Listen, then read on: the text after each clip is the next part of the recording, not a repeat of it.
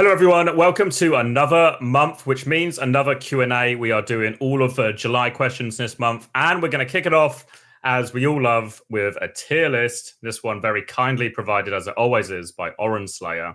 And this tier list is going to be a tier list where we're ranking people based on how much we would approve of them marrying our child. Obviously, none of us have children, so we're all going to have to fiction up some children in this one. And then we can kick it off. So the categories are: would marry the person yourself, would approve, would be neutral, would not approve but deal with it, would disown your child. Oof. So that's a good one. Let me make this bigger. Who are we starting with? Is that Sam? Yeah, I'd be neutral. No comment on that marriage. I don't comment. Fit right in with the family, you know.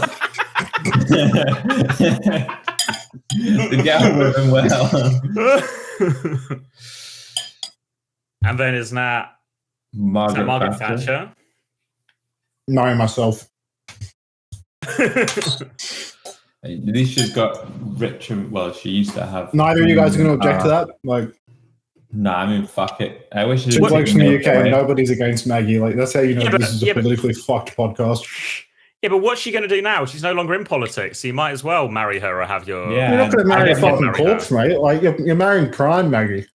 It's similar to the Saudi Arabian argument from the thingy, you know, that you got to osmosize her. You got to marry her into the family so you can slowly change her views. Osmosize. And so you've been broadening your vocabulary, mate. Osmosize her. Making up whole new verbs and everything. Hit it with some osmosis. Hey! This guy is almost certainly also rich, right? That's Michael Cera. He's extremely rich. Yeah, this would be an. He always plays the cuck, dude. Like, yeah, but he's good at it. I would go approve. I'd approve it. Marry a cuck. Well, we're not marrying the character. We're marrying the person behind it. You know. Can you just want some to just separate the art from the artist? Come on. I know a painter. Moving on. So Michael Jordan? I think so. No, sure, marry. Yeah. Marry yourself. I might go down with my family as well as Sam, you know. But he's also rich. All right. I know this one. Goomba? I mean, surely we can't have any. I mean, I would disown my child if they married Goomba. Almost having it's good to come from this. Sideshow? Approve. I'd probably marry myself, yeah. I could be convinced. He seems like a good husband. Disown if they did Violet, 1,000,000%. Yeah. This guy's not. Yeah. Can you imagine Violet at your family dinner? Yeah, same with Jake. Jumps in front of the fucking table and gets shot. Unbelievable. Ajax is the fucking sweet potato everywhere. Yeah. Actually, just a string of disowns here. Like, the next. Yeah, so Jake Haru, absolute disown. Shockwave, absolute disown. Nico, absolute disown. Capitology, absolute disown. Yakub would marry myself. Either of you guys know who that is? No. Yeah, let's just leave it. Let's keep it that way. Osama. I wouldn't approve, but I'd deal with it. I mean, I don't know. I wouldn't approve, but I'd probably deal with it. I mean, there's probably some danger that comes along with. So you can put your child in danger, you know? Yeah, I feel like he was literally never safe. He was always being hunted by quite literally the most powerful people in the world. So well, that's the dealing with it. You got to deal with it, you know. I mean, what you got to like recognize that there are challenges, but at the end of the day, like love is love. I mean, true love will find a way, you know. Is that Neil deGrasse Tyson? It certainly is. He's like really rich, but he's also like obnoxiously smug. So I think I'd be neutral. He's a Kappa scientist too. I don't think he's. Would it not actually be deal with it, right? Because you wouldn't disapprove, but you'd have to deal with. I would disapprove. He's a super libtard scientist, which is. Yeah, but to the degree, would you disown your child over it, or would you? Osama is way more tolerable. I think more scientists are liberal than non-liberal, so I'm definitely neutral on Neil deGrasse Tyson. I mean, yeah. But We just have to fight. If, So we if put him in you the were middle. on this list, it would also be disapproved because of your liberal tendencies. Kaluge, wouldn't approve, but deal with it. Actually, no, I'd be neutral on Neutral, Kaluge. I right? think like Neutral. American Tornado is actually like Fine. the average tier. It's like the litmus test. I actually love how we've done this tier list, and Sam has actually snuck above like over 50% of the people here. Yeah. Probably have to just approve. Yeah. Not a lot of interest from myself, but approve. I mean, Lenny. He's most certainly wealthy. Yeah. Yeah. I suppose, I mean, he was a little bit rapey, apparently, wasn't he? But that was also, I don't know. You're going to defend it here, X? No, I thought about it. It'd be approved. Yeah, fair enough. I would approve of Lenny, I think. He's like a nice guy. No interest in Lenny for myself, but, approve. I would disown the child if they married flats. Yeah. I mean, I actually hate this guy too. Is that Paddy Pimblett? Yeah. Who's that? Yeah, I'd hard approve of that. I'd marry him myself, even. Did you say you hate him? Yeah, he's on my hate list. After you're gonna have to split him in half then. Like after the Euros, he was like doing like what Oren did, like all like, oh fuck the English. So I'm like, yeah, just kill yourself. In game, fair enough. In game, Spilo disown for sure. Bren, neutral. Like same as Sideshow. No, I'd go higher. Like approve. Okay. Sideshow's got a better will. Yeah. Bren's gonna cause some chaos. I think can we approve of Bren? But I wouldn't. Yeah, none of us are marrying Bren. I'm not. Yeah, you're right. You got to recognize the hierarchy. Punk. I'd go there. This is real. Yeah, I'd go there. Samuel L. Jackson. Yeah, I'd probably go there again. Yeah, to be honest. Yeah, honestly, this is a solid list. Yeah. All right. Nice. That was a quick tier list. We could practically fit another one in. You want to do another one? I feel like it's almost unfair. It's almost unfair to only do one of the tier lists. Okay. All right. One more tier list. So this tier list is I guess a self-referential tier list where we rate the recurring jokes from Uncoachable. So Chris being alt-right isn't a joke, so I don't know what that's doing on the tier list. I think you should leave that at the bottom. Can we add a tier where it's just not a joke? Yeah. Yeah, I'm sure that can... Not a joke. Yeah, all right. So there we go. Real. I was just killing Dante. Killing Dante. I mean, that's pretty high for me, but you guys have to I think it's always good value. And also now, it's really, I think it's entered like a little bit of a wider world of Overwatch lexicon. Everyone's like, plan to kill Dante today. Every time anyone sees Dante on screen, someone asks if he's getting killed. Even Dante got asked on broadcast. He brought it up on broadcast, right, about Hunter trying to kill him. So I think, A easily. EXO? Yeah, I mean, it was good. It was good for a while, but I feel like some of these, the longevity, like EXO, like there's no more beef there, But when it was there, So I'll go B. Yeah. Same with Capitology, It was good. It was good for a few, but I mean, since they're like infinite fall off downside, like both of these like got absolutely fucking crushed under the Uncoachable wheel, Like once they went to war, it was I mean, it has to be S. This was a very soft spot for this joke. Yeah. This is the. What's this? The anti-establishment. I mean, yes. Yeah. I think that had cultural impact. It did. C tier for. Yeah. That's Korean Uncoachable. That's yeah. I would have thought that the anti-Korean stuff that would have been high up before, but I've been dick riding Korean more and more, so I'd put it at like C or D. Yeah, I feel like it was easier to be anti-Korean. I'm gonna go D. When they were constantly rolling us. Winning. Yeah, no. Before we had facts to temper our feelings, it was great. But now we're kind of back. Yeah. Kasora's coaching documents is very high for me. I think it's S tier. Because also every time Kasoras was walking around the esports World Cup with his notebook, these are the documents. He's got the documents. It has transcendental nature, as the kids say. Transcendent, perhaps. No, transcendental nature. Transcendental. Transcendental, relating to a spiritual realm. Nice. That's what I thought Chris meant. Yeah, no, he was on it. All right, 2 tier lists. Two tier lists in the opening 10 minutes. Fucking hell. Go, boys. The greatest right. Q&A ever. Questions. All right, let me get back to the start. So we're going to be doing some culling, as we promised. Never give up on a good culling. Where you find the start. All right. I'm actually going to cull all the first ones, and actually a good question from Oren Slayer. He's actually back to back. Which player who is playing on a lower end team should get a chance on a team like Toronto, SSG, and Ents? So I guess this could even be a team who's on sort of like that middle of a pack in top 8, but who deserves a shot on like one of the big boys?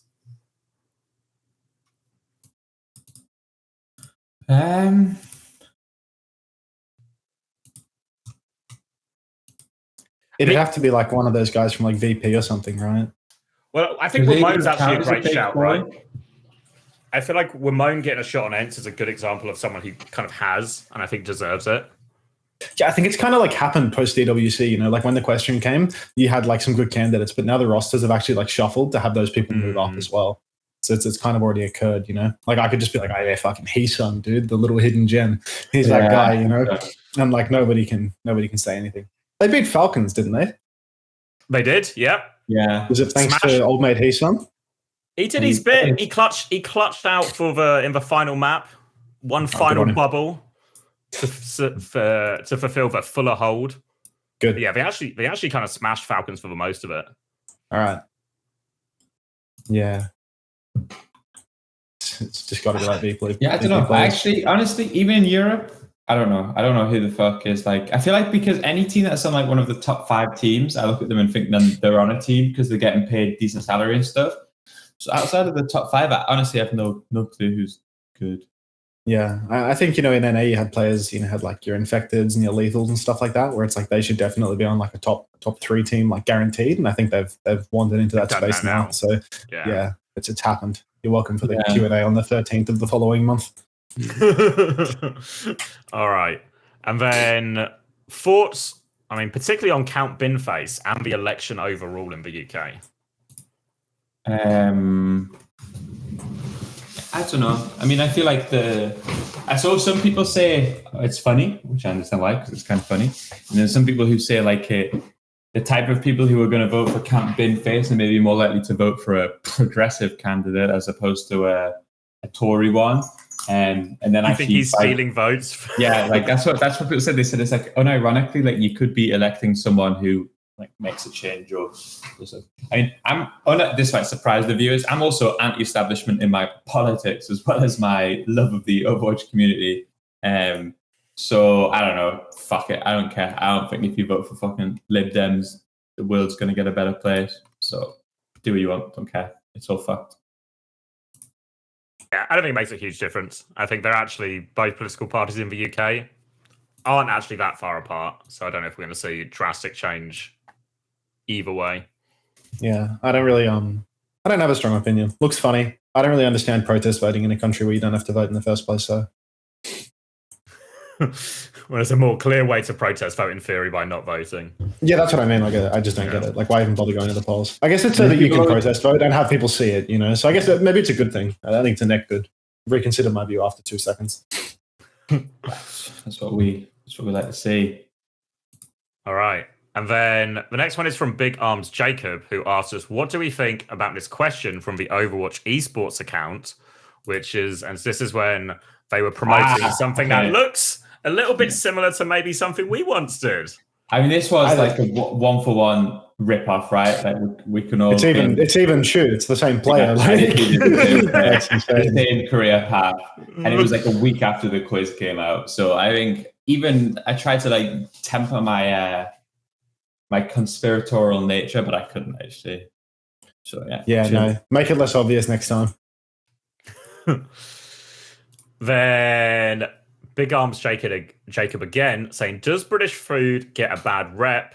He thinks it's good, really underrated, prefer over American, and likes having meals where he doesn't feel like a slug afterwards. So I'm actually a believer in British food. I feel like it does have a certain reputation, but like if you just go and eat at the cheap, I don't know, you call them like the classic places, like a Weatherspoons or something, you're probably going to eat the food and go, yeah, that's not very good. But that's also not that's not like the full spectrum of British cuisine. That's just cheap and cheerful food. I think British food is all right, but compared to many other international cuisines, it is rather bland and shit. It's not like I don't eat it, but we're comparing it to like what does another country's cuisine have to offer, like their signature dishes, and it's like something, right? Yeah, I mean they just get shit on by like everyone all around them everywhere in the world. So I think that it doesn't get a bad rep. I think it gets an accurate rep. But Americans are throwing stones from a glass house because all American classic foods are like really heavy, like fried food and stuff like that. So I think that American food should also get a bad rep. One thing I think is true too is that because our food is like not that strong, it actually encourages the country itself to rely on other like cuisines a lot. I know, like obviously, if you go to America or a lot of places, you'll have like be able to get like food from every part of the world. I think England is actually pretty good for food because it actually has like a lot of like reliance on like Indian food, Chinese food. I actually think over time, I much prefer being in England for my options of food than America. Yeah, I'd agree with that. I think especially once you start going like Indian, especially like we had Indian while we were out in like LA, and it was nowhere close to literally any curry place you go in the UK. I mean, London just has like a huge Indian population, doesn't it? Like there's like a big migration wave or something in the UK for Indian people, so you got like lots of it. Whereas maybe you get a few less Indian people in Los Angeles or whatever. I think it's just like at the end of the day, like many international cities, their food culture is just shaped by the migrant waves that have hit the city. And at that point, it's not UK food, right? Like what is it, like chicken tikka masala or whatever, that like mega famous dish that everyone in the UK eats? I mean, that's not Indian food. Like really, it's like it's UK That's Indian Chris's food. favorite. Yeah, but it's like it's a dish that it's like suited to the Western palate. It's the people in the UK. So I guess you can maybe try to claim it somewhat, but at the end of the day, you got to give it to Indian cuisine for that, even if it's not like traditional Indian. UK food is fucking mid. Cheers for that. And Rock asks, "Are we recording the Q&A right now?" Yeah, we are. Rock. Yeah, good chat. It's good chat. Yep. Then it's just a bunch of yapping. Yeah, guys, keep talking in the channel. Keep talking in the channel. I'm going to skip David's question, actually, because it's now become irrelevant over time. It's actually so much yapping. David's question was what? After EWC, when Infected goes back to NRG, who would you pick as the next tank for Timeless? So it's all sort of like... It's like... I would pick Infected. Without the benefit of hindsight, I would pick Infected. Yeah, I mean, I think they actually made the right move by picking Infected. For sure. All right, then Oren asks, what are our thoughts on rap music? He's added context to this one. Seeming like... didn't skip this. I think it's fucking terrible. Have you heard that Gen Z is trying to cancel Eminem? Why? Don't say why. Just move on to the next question. One of my first CDs I ever bought was 50 Cent's Get Rich or Die Trying, if you can believe it. Yeah. That and the Westlife Best Hits. Yeah. One of those was for me. One of those was to seem cool at school. Yeah, you can tell Chris is a closed-minded bigot when he says that he hates rap. I'm closed-minded because I figured out the right viewpoints in the world and I just kept them locked in, You need to be shot. All right, Big Arms Jacob with, what are the esports World Cup hotels like? Have you seen any real esport people? And have we tried Yeah, we covered it a lot in the podcast. He also asked if we tried to spread any rumors about the sexuality of Korean players to try and sabotage them, but I think there was no such underhanded tactics in play. Yeah, I think everybody was way too cowardly in terms of, avoiding that, because I think you could have definitely snuck a win in on stage if you just spread the right rumor to the right people, maybe made a phone call and made a report or something that you'd seen in the hotel. And maybe you could have gotten away with it. And I mean, we covered it a lot in the podcast episode with Jake, but, the EWC hotels were insane. And you saw many, many, many, many, many esports people from all sorts of different games there. It was insane. Yeah, I think it was Dallas we saw the CSGO pros because I think they were also there. I feel like IEM, I think. The Yeah. games that were in at the same time as us in Saudi were like people I had no idea. But in Dallas, because it was a thingy, like Imperial, the FIFA, I think there was like a famous FIFA YouTuber was on my flight home, and then there was like the CSGO guys and stuff, yeah. It was a bit when I joined the broadcast Discord when I did the remote stuff, when I was like, I was using the same, like, I don't know, broadcast channel, and like Henry G and Launders were in there before me, and I was like, it's actually pretty fucking cool. Like, these guys are like about as big as it gets, and here I am sharing a Discord channel. I finally fucking made it. Okay. Then Psycho Shiro, thoughts on VTubers? I think VTubers are like, it kind of freaks me out, you know?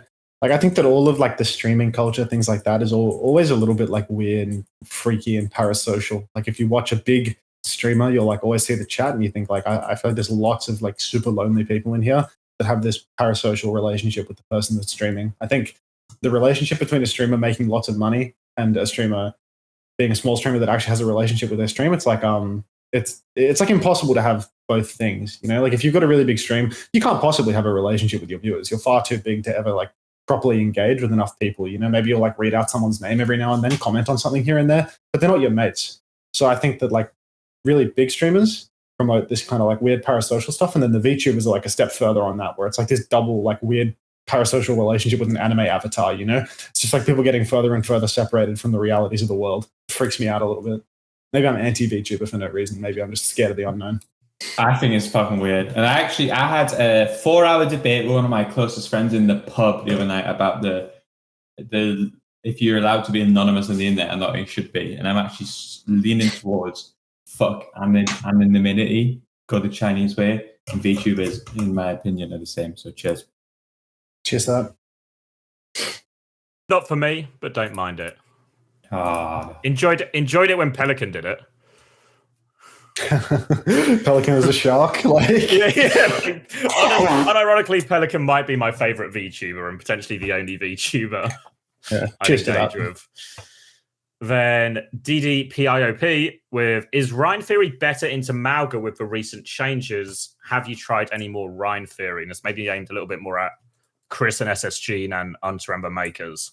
Yeah, if you want to do Rhine against Malga, Rhine Bastion Sim is actually really reasonable against it. The only problem you've got right now is that until they nerf Farah, it really fucks to play any of these SSG comps, in my opinion. But against Malga, it's really okay. I mean, the problem is I think Malga is just not that strong either. So then from Rock, is $400 for a 10-week coaching course with a Korean coach worth it? The coaching question is Wizard Hyong. Almost, I'd be shocked if it was worth it. I think it depends on what you're getting out of the course. You know, it sounds like something that he's like selling to a bunch of people all at once, which means it's probably not worth it. It's probably like buying a Jake course. But Jake's course is like much more reasonably priced in that regard. But if it's like a 10-week course where, you know, you're getting like one-on-ones with them every week, multiple times or whatever, then sure, you know, it just depends on how many sessions you're getting, what you're actually getting out of the course. Without seeing the breakdown of what he's providing, it's kind of hard to tell you whether it's a good value trade or not. I would say that historically, Wizard Hyong seems to present himself publicly as he describes himself as a typical genius or something. So I'd say that, you know, usually people that are that arrogant probably not going to give you the value for money that you expect, because they probably think very highly of themselves to the point that they think their opinion is worth a lot, but not very much provided in reality. I think as or well he's as just a typical genius. I mean, he might just be the classic genius. I think there's also something with like a 10-week course. I feel like if you're paying for coaching, it probably makes more sense to do it like a bit more intermittently, depending on what you're looking for, right? Like I feel like a 10-week course is maybe more useful for like a team who's going to be actively practicing every week and getting more stuff. Whereas I feel like if you're just an individual, I can see much more of an argument for like getting a session, playing for a bit, and then getting another session, like an update type thing, rather than just like a 10-week continuous course. I mean, you really gotta know what's in that course, right? Like, I wouldn't work for 10 weeks for $400. You know what I mean? So, like, I can't imagine. It's got to be multiple people, right? Yeah, exactly. It's like whatever he's providing is probably not as great as it may sound. All right. The Oren updates on the Greatest Showman. There are no updates. That was a pug team to qualify for EWC. We qualified for EWC. We got ours. There's no updates. The team doesn't exist. I saw quite a lot of people asking afterwards, like in like my stream chat of like, this team's actually, if this team tried, they could be pretty good. And I was like, yeah, but pretty good where? Well, people also don't understand that it's like, you know, we had like 2 strong Korean imports on that team. And there is no ANZ region. Like the players that were on our roster, there's an ANZ region for FACEIT. There's no ANZ region for OWCS, you know, for the actual like big tournament that isn't EWC. Xavier's just disappeared from my screen. Hopefully that's not an issue. But yeah, producer's still recording, right? We can keep yapping? Yeah, cool. Yeah, wonderful. Thank you. So like, because there is no ANZ region, like you can't even have the roster that we had in the Pacific tournament. You need to redo it again. So you need to take out someone like Top Dragon and replace them with someone from PAC in order to make it work. And then all the Australians are playing on ping instead. It's like, I don't know, there's no future for that roster because it's a roster that's formed in a region that existed only for EWC's qualifiers and not for any other tournament. They're import rules, so it just can't work. And the whole team, like, it's like retired players and streamers and stuff. Yeah, I mean, the Koreans are now in Europe, right? Top Dragon's now playing for one-man army in Europe, so... Yeah, isn't he living in, like, the Netherlands or Sweden or something? Yeah, like this, like, team that's, like, I don't know, like, the 13th best team in Europe has a fucking team house that signed Top Dragon. I don't know how that... I think that's cool. I'm happy for Top for that. Top's a good kid. Yeah, I don't know how he never gets on a team which, I mean, no offense to the Greatest Showman, but never gets on a team where it feels like actually he's got a fucking chance of anything. But here we are, you know? Yeah, here we are. I mean, there's a lot of good DPS in Korea, you know? It's like he's competing with like Knife and stuff. So I suppose so. Yeah. I'm back. And then what he's doing makes a lot more sense than a lot of the idiots playing in the Korean tournament. Right? Like he's actually playing. Yeah, he's playing to get paid rather than playing with Korean people to not get paid. You know, he probably knows that he can never be on a top 4 team, and you can probably earn more coming 8th in Europe and getting salaried by a European team than you can coming 3rd in Korea. Like literally, because the Korean salaries are like non-existent outside of those top 3. So really, if you can't be in the top, there's nothing to be had in Korea. The salaries are like a futon and some ramen. I guess the question would be like, if you're doing it for the money and the money is still clearly way below minimum wage and you have to fucking play with people, one-man army teammates, you actually not just fucking group in. I mean, they're gamers. They've already dropped out of high school, you know? Like the pathway to a normal job in Korea is very different to us. Well, that's from the Netherlands, right? So they kind of just, if they play it right, they kind of just get a free like work trip. There's worse places to be. How many glasses have you stolen from the pub? None, but I know it's a thing. I don't know if have you guys ever done it? My fiance steals them. Yeah, good on her. Only if they like good glass, not just any glass, you know. But if there's like a particular regularly glass, just commits. It's not every time we go out. Not every time we go to a place and we come back with glasses. But if there's like a particularly good glass, it will be like in the bag it goes. We were talking about stealing a Wetherspoon's plate the other day. How that would actually have like aura in the house, you know, like because they all have the same branding. Yeah, do it. I mean, why not? I've never stolen any glasses from the pub. Stolen a stubby holder. And some bar in Washington had these fucking sick stubby holders, so I took that home with me and I gave that a quick 5-finger discount. I'm sure they could afford it. But I wasn't in an ace, so stealing a glass wasn't really like just have to take it home. Too much of a hassle. All right, then on to Oren. Which player who retired before Overwatch 2 do you think would suit 5v5 very well? Which is just going to be one to rack the brain over. I was weird to miss that question. There was a lot of yapping, so I had to scroll through. Yeah, no, I'm just trying to like skim the yapping here. I have no idea. I can't even remember who retired before Overwatch 2. And I don't even know like which players I look at and I think the only obvious one is like any tank player who was flexible, right? Like Molfig. Molfig's probably a good answer as well in terms of like as much as he had all the normal off-tank heroes, he also had a pretty good ball. We got him to learn Winston for like one of our comps on British Hurricane, and he just went into the like whatever that mode is where he just practiced Primal. And he actually got pretty good at it pretty fast, considering we only did it on like one round of one map. So it felt like he was probably actually a player who would be quite suited to learning new things and growing his hero pool. Yeah, I think there was an Australian player called Trill, a tank player, and I think he would have been a really good fit for 5v5 because he was lazy as fuck, so maybe it never really would have worked for him. But he was like a really, really talented player. like one of those tank players that was, he was like the best tank in the Oceanic region for like the longest time ever. But he was like a DPS player, like he was a 4-6 DPS player. At the same time, like he would always waste his time off rolling was the problem. But I think players that had that skill set like matched into 5v5 way better because he could play off tanks and main tanks. Like he could actually do everything. So I think someone like Trill actually would have been a really good fit for 5v5 because he would have been able to like see way more of a reward for his mechanical ability. Then also from Oren, a classic Oren string. Do you think Saudi orgs are dodgy?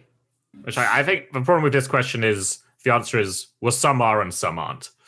I think actually outside of like the ones that and even then some of the ones that you do know, I think the answer is yes. Like I think actually like if fucking Victory Esports come in for us and offer us insane money, I'm going to be hyper skeptical over it.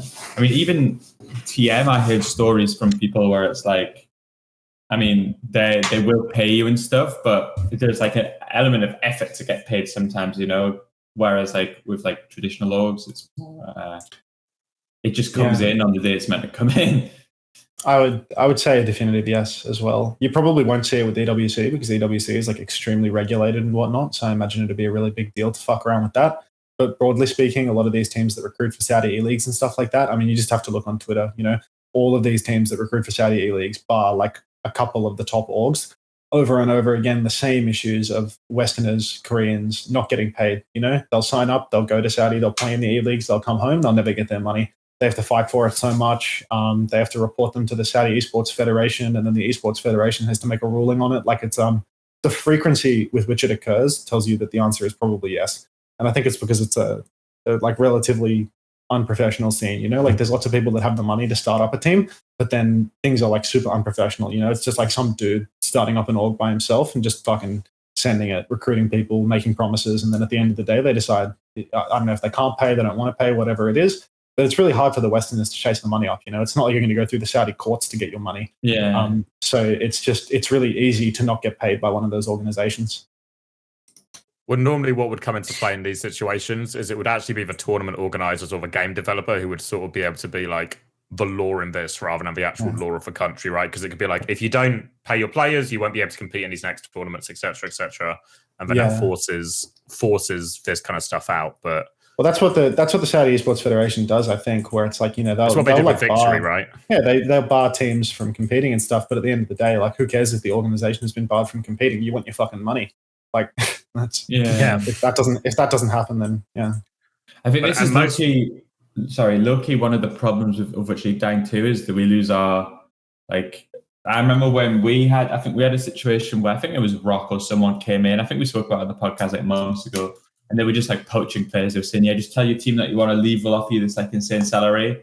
And I went to Blizzard or like whoever was running OWCS. And I was like, can you do anything about this? And they said, no, we've decided we're taking like a super hands-off approach to this type of thing now. Because they didn't want to get involved legally. So then you just like, well, use it the fucking, the way, like all of it becomes like a really like, lawless society. I think what's true, at least with a lot of the esports, well, like the team or the Saudi teams involved in the esports World Cup, is actually mostly just Falcons and TM from what I see as well. And I think like Falcons are just big enough that they do just operate like, I guess, how you'd expect any big org to. Yeah. Then, what our team would you have liked to work with? Is that next? Yeah, that's next. I would have actually said Gladiators, mostly just because it would have been working with like Face and Hunter. That would have been like my go-to. I think for me, a bigger priority over like working with people I enjoy working with, rather than just like, I want the most stacked roster or anything.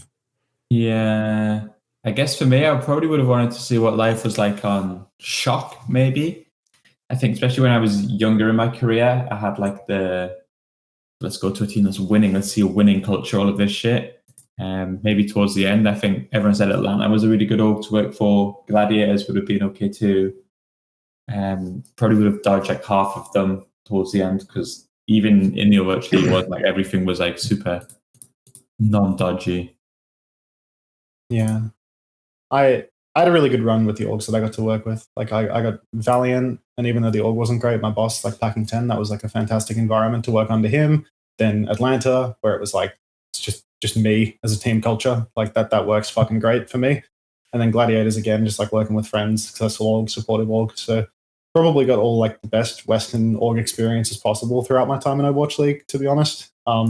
Maybe an organization like Outlaws or Shock, something like that would have been interesting to see what it's like on the other side of the coin, where like you're working under a Korean head coach and things are really things are like way more strict and structured and stuff. But I don't think that would have actually suited me, you know. Like I'm interested to have seen what it'd be like to work there, but I wouldn't actually have wanted to work there for a year.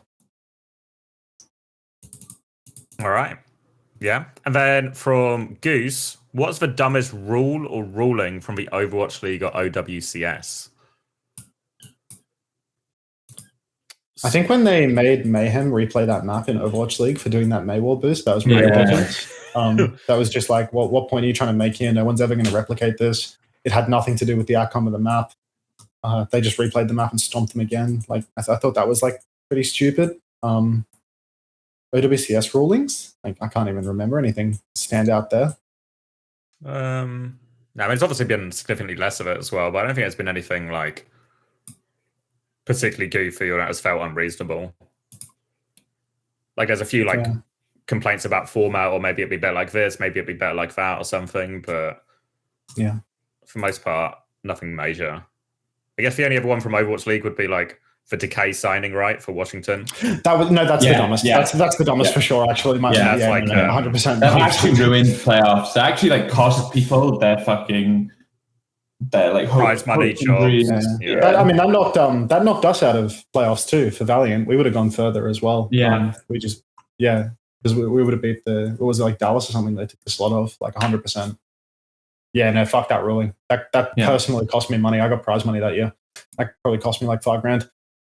Fuck. Then also from Goose, actually a string of good questions from Goose. Good on you. Goose, you're one of the good ones. We don't play favorites here, but if we did, you'd be up there, Goose. Excluding salary, what was the best perk or resource of Overwatch League that no longer exists in OWCS? Free housing in Los Angeles. The security and the housing, right? Like how many teams have a facility now? Maybe some have like Korea maybe still have like a higher proportion than most, but then it's only Toronto. Yeah. I'd say the free housing thing is like an unbelievable perk, you know, like the factoring in the cost of housing in addition to your salary, like it's insane how good we had it. Truly unbelievable. I would say too. I mean, on London, I mean, obviously free housing was scientifically the correct answer, but I fucking loved the DoorDash link every day, and then just like free food, right? Free food as well, right? Anything that was like so fun. I mean, free food, but like not just like, you know how like some orgs that you'll just get like catering, or you'll get free food, but this was like $50 fucking a day or whatever it was, and just choose any place in the fucking world. Okay, that was like, I miss that quite regularly. You know? It wasn't really too good for my weight. I think those perks are like a little overrated, to be honest. I think that I mean, you got to understand that like that could just be baked into your salary. You know, it's like you could get another $15,000 a year, and it'd be the same thing. Like with the housing, was like a whole nother level. You know, like I have no idea what it would have cost to live in the house that you guys were living in, but it'd be an unbelievable amount. You know, like I'm pretty sure the $2 million house. I don't know what it would cost to rent, but it was a $2 million house. The apartment that I lived in with Sam, that I'm pretty sure that was a furnished apartment in Playa Vista. I mean, I think we looked up the rent for that place, and like the places in the building, it was like $80,000 a year in rent, dude. Like, but an additional, it's like an additional, so $40,000 for each of us, like per year, and like not even inclusive of your salary, and it's like not inclusive of your salary, exclusive of tax. Like, it's just an unbelievable benefit, you know. And there's security in that too. Like, you have guarantees in your contract for periods of time. Like, it was an unbelievable thing. It was a lot of money. I think it's worth saying as well, from like an Overwatch perspective as well, it's actually a huge benefit to running a team as well. Now everyone is actually there in person compared to doing it remote. I think it's like way better, and something that I think very much like the new generation of Overwatch players probably just aren't going to get to experience at all. Yeah. Then what attributes do you look for when assessing new talent? probably aim above everything else. I think mechanical skill is probably like one of the most, if not the most important things, because like many other things about people's play can be improved significantly over time. Like if you're watching a VOD with comms and you're like, wow, this guy has really good comms, like that doesn't really mean anything at the top level, in my opinion. Like it matters a bit, right? You need people that can talk. But I think if you're recruiting for someone that communicates extremely well, but you're not like watching what they're doing at the POV level and like how much impact they're capable of having there, like the people's mechanics and their ability to actually kill the people on the other side of the screen. That's the most important thing by far, IMO. Yeah, you're probably right. Like I think that's what like raw talent to look for amongst all, and then if they pass like the ability check, then you'll consider like other factors. Yeah. I think London, when we were doing recruiting, we always had to think slightly differently. Like we had to consider like culturally whether or not they'll fit.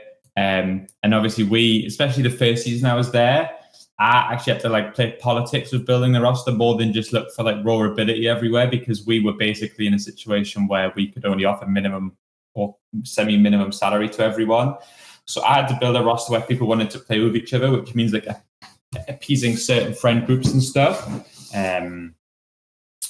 But yeah, I think if we had like the gladiators or like the unlimited budget, then I think you just probably just like look at age and then graph it against mechanical ability and then pick somewhere on go from there. Yeah, the continuum.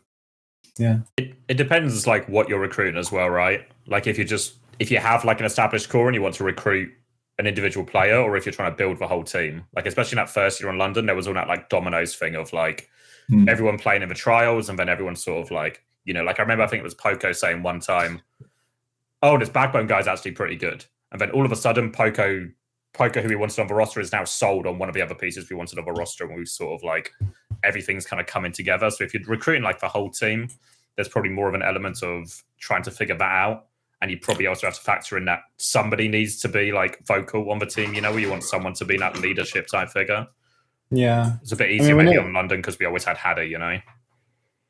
We never recruited for cultural fit on Gladiators, I don't think, at all. I mean, like in the most successful year for Gladiators in 22, like the culture was horrific, like there were so many different people, like because we had the holy trinity of mental illness or whatever that I've talked about before between like Ryan and Paddy Arns. It's like the culture was fucked, because there were like so many different people that had so many different issues with their mental and stuff. But like the talent trumps all then. But then, I mean, like more recently, you look at like when you've got two rosters in a tournament that are like that, where you've got something like Falcons where it's like seems like they have all the raw talent to make it work. And then you've got Crazy Raccoon who have like around about the same or maybe even a little bit higher talent level, but they have the culture. Like Raccoon is the team that has the culture and Falcons is the team that doesn't. That's where you see that like 1% difference come out and actually express itself in reality. But I think that the talent always comes way above that, Like no matter how happy a team is, they'll never win the grand finals if they don't have that, they don't pass the talent check. So I guess it depends on what kind of team you're building, Do you want to be happy for the year or do you want to try and win? Because that's a consideration, right? Like, I think that's some of the mistakes we made on like for 2021 London as well, where we actually prioritized some of the wrong things. So we just ended up with a team that couldn't compete against most other teams. Yeah, I feel like even in hindsight, when we signed Lethal and Sky, I think we probably signed too much for these guys will get along and they'll do the quote unquote London system, and maybe not enough for, we actually have a building block where people want to come play for us. We should sign some like when Psycho came in, obviously he also culturally fits, but it was just a mechanically higher level player. And we could have maybe, in hindsight, I don't know if I would have went Koreans, probably still not, but yeah, we probably should have like aimed just at mechanics because we already had a culture and like a team somewhere in there, Then this one, I guess actually maybe both you can answer this. Biggest client on Maryville? Dante. It's not human. Yeah. Vision. Ooh. picking out little Landon. I guess in different ways, right? Maybe Vision gets like your client points for like his the way that he presents his game related stuff, but Dante is like a holistic client, Dante is like the definition of a happy little client as a human. So I guess it depends on your client metrics. They both got their points. Check the client almanac. Yeah, no, we got to check the client almanac. The DDPIOP feels a little bit more like venting than a question. It says, what would you do if you had 8 different teams cancel a scrim on you all within 2 hours of the start time? And the context is they had 8, were cancelled on 8 times, and he thought he was going to shoot himself. That sounds like something that would have happened to me in 22 playoffs when I wound up triple and quadruple booking teams. The legendary triple book scrim. actually goes so hard. I mean, it's so much better than a double book. Like, it all just worked out. You actually solved your own problem. Yeah. A fucking triple book, dude. How do you get cancelled on by 8 teams in the span of 2 hours? Like, look inwards. Like, clearly you're the problem here. I think they're a Rhine team, so lots of people don't like playing the Rhine team. Yeah, look inwards. True. And I think we're at yapping. Yapping. Stop yapping in the channel. Oh my god. How does an Overwatch 1 off-tank player adapt to Overwatch 2 from Orange Slayer? Retire from DDP IOP. So actually decent yapping there. Pretty good response to that. But I think Overwatch 1 off-tank players were better suited to Overwatch 2 than the main tank players in a way. Yeah. Like, only the most flexible main tank players survived in that game, because you actually need to be able to aim in Overwatch 2 to be a tank player that works. Before in Overwatch 1, you could be like the Rhine player with like no aim ability whatsoever, and you could get away with it. Whereas in Overwatch 2, that's a lot harder. You know, maybe someone like Hardy is like one of the only examples of someone that was like. But Hardy, even though he doesn't have like the most exceptional aim, he was always a flexible tank player in Overwatch 1, so he's not a good example of that at all. But off-tank players are well suited to Overwatch 2. You have to aim a lot, so yeah. There's not a lot of adaptation required. Just play the game as they did. Then from Oren, favorite sports jersey, can count esports if you want to. So I do actually have a soft spot for, this is for Team UK 2019 jersey, not the official one, but the one for sort of like social media and content team made, which I think just one is one of the best looking jerseys I think I've ever had in esports. And it was kind of like the kickoff for my career. So that has a soft spot for me.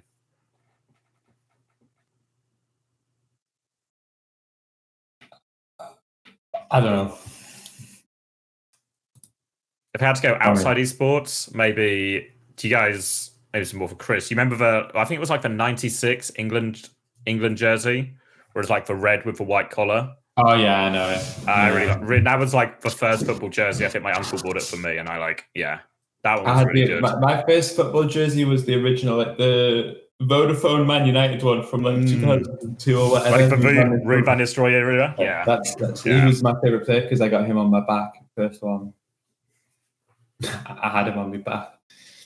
I got nothing. Gladiators 22 away jersey. The black with the purple accents. That shit was hard. Ooh. I remember that one, yeah. Yeah. Then I lost my only one of them. So you lost it? Fuck. Yeah, I gave it away to someone and then they stopped being responsive. Then Chris is laughing for some reason. It's not funny, mate. No, just I love the delivery of the way you say things, you know. Yeah, thank you. I'm glad you appreciated it, even if the viewers won't. Then again from Oren, do you think location-based teams could work in esports? So obviously, Overwatch League wasn't maybe the most successful of ventures, but is the theory possible? No, I think it's dumb as fuck. I think like it just pushes teams into cities where the cost of living is too high. Esports needs to like trim down on its expenses. So I think having location-based teams, like it's cool to name a team after a city or whatever. I think there's like a chance that drums up fans and engagement and stuff like that. But the reality of it is that, like to do the homestand model that Overwatch League was trying to do, it's just like there's no pathway to profitability in it. And even to the extent that like when we weren't doing homestands, having teams living in Los Angeles is so fucking dumb. Like, why would you live in Los Angeles? It's just way too expensive. It just guarantees that your team is never going to be able to make any money because you're paying $80,000 a year to house 2 coaches. You know what I mean? Like, that's nonsense. Doesn't make any sense. So I think somewhere in theory, if an esport game actually got big enough to the point where it could regularly like fill out stadiums and stuff, there's some sort of like tribalism model that they attempted to go for. It maybe has legs, but I also think that the esports demographic is fundamentally like, I guess somewhere they're like less support the city or country that I'm from at all costs pilled than maybe sports fans are. So I don't know. It's probably just always going to be a tough sell. It does work regionally though, right? Like if I look at like Astralis or like Copenhagen Flames in CS, right? The Danes fucking love them and will root for them. And if you ever go play an event in Denmark, there'll be massive support for them. Same with the French orgs and the French teams, right? And same even like with NA Overwatch, right? Like all the North Americans will get behind Team Liquid or a Complexity if they're having a good run in the CS or something, you know? So I think that kind of thing works, you know, on like a bigger scale if you've got a team that has a particularly like a core from a certain country or represents a region or something a little bit more. So I think that part of it works. And I think that's something like maybe like Peps is the example in Overwatch that I've kind of keyed into that, right? Like if you're a French Overwatch fan, you're probably a fan of like Fefe and Peps, you know? Yeah. I guess one thing that's true is the Overwatch World Cup model. I feel like I've never really seen it in other games, but I actually think it's pretty massively successful, you know? Like, I think... Isn't it what Worlds is for League of Legends, or is that not national? No, not at all. That's Worlds just team-based. Yeah, teams. Oh, okay. I actually think League of Legends and CS could probably do a really successful World Cup format. I mean, the only problem with the World Cup format is that it requires Blizzard or Riot to pay for everyone, whereas obviously once you let orgs get involved, then you offset 99% of the costs. But I actually think the format itself, I mean, I don't know if it's a hot take, but don't you think for like viewership and engagement, the World Cups have always been the most comparatively successful Overwatch events in comparison to anything that like Overwatch League ever tried to do? Yeah, well, I think it builds quite nicely as well with like the qualifiers in each region as well. It gives everyone a chance, like meet the team, see a bit of their journey, and then they get to the big event. And then what you get as well is you get like, if someone's country doesn't make it, they sort of dogpile onto the next one, where it might be like, oh, like Denmark didn't make it, but I'd still rather a European team win than those stupid fucking Americans or Koreans or something, you know. And you kind of like all the support kind of snowballs as everyone just picks up like the closest team that represents them. Then Rock asks, do you have any recommendations on how to improve your comm structure as a team, similar to how Chris did with London? Make a super high priority on people understanding the importance of listening as opposed to talking. Like, it's one of those things, I think we say it a lot on the podcast, but it's actually, it's unbelievably impactful. A lot of players can talk and not a lot of players can listen, and very few players can do both. I would say focus on specific things, like take a lot of pride in your planning process because it's the most important like part of the comms. Add specific code words for mid-fight stuff. So like stabilize around an objective, stabilize around a player. Maybe I think for most, like a lot of teams will like shy away from this idea of giving like a certain, like don't give someone a shot caller. But I actually think like unless you have a really, really elite communication team, I think giving somebody the responsibility in terms of if we push or we go back, it probably helps more than it hurts in most situations, even though if like at the top level, it's not #optimal. So giving someone to call your pushes, your retreats, someone who has like a good read for the game, who's able to do both, actually allow them the responsibility so that they can kind of grow. Stuff like that is probably what I would go for. Yeah, retweet on that. I come from teams with bad comm structures, so I think what Chrissy said, nail on head. I think like energy is important as well, right? Like I think one thing that would come, like if you want good comms, everyone has to actually try, even if it's just listening and trying, you know. Like if people are just switched off, it just will never work, you know. So you have to have that sort of level of like energy and focus, or even if one person's making the effort, it all falls apart anyway.